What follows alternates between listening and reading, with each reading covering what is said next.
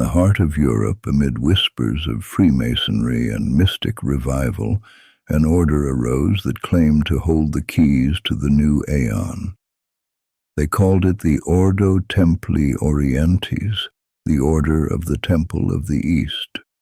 Its rites were secret, its initiates few, its symbols drawn from ancient sources and the fires of modern revelation. The door they opened was not to a place, but to a transformation of the soul. The O.T.O. was born from the labyrinth of European occultism, a fusion of Freemasonry, Rosicrucian philosophy, and sexual alchemy.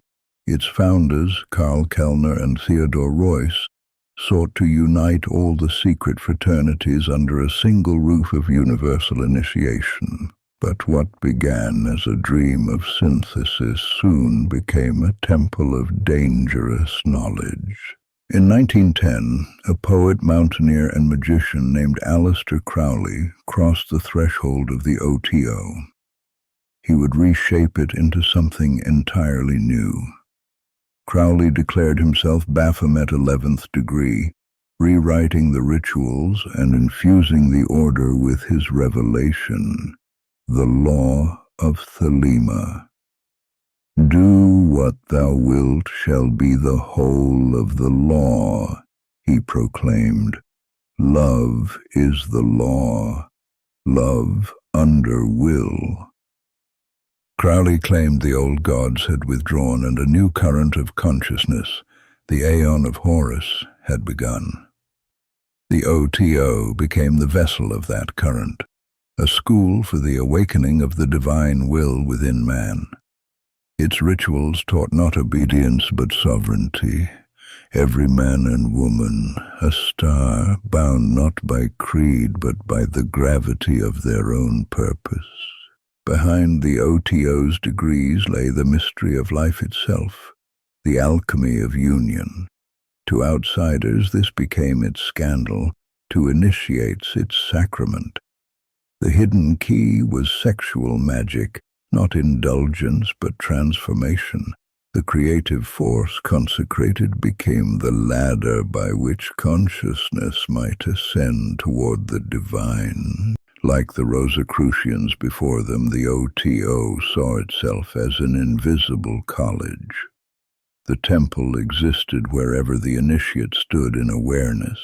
The rituals were maps, the symbols doorways, the magic a mirror. To build the temple was to awaken the hidden architect, the God within. Crowley's path led him through scandal, poverty, and exile, yet in his isolation he wrote prolifically the Book of Lies, Magic in Theory and Practice, Liber A.L.Vel Legis. His pen was his wand, his ink the blood of revelation. To some he was a prophet of the modern age, to others a heretic too bold for his own time. After Crowley's death in 1947, the O.T.O. fractured and reformed. New leaders rose to guard its legacy: Carl Germer, Grady McMurtry, Hymenaeus Beta.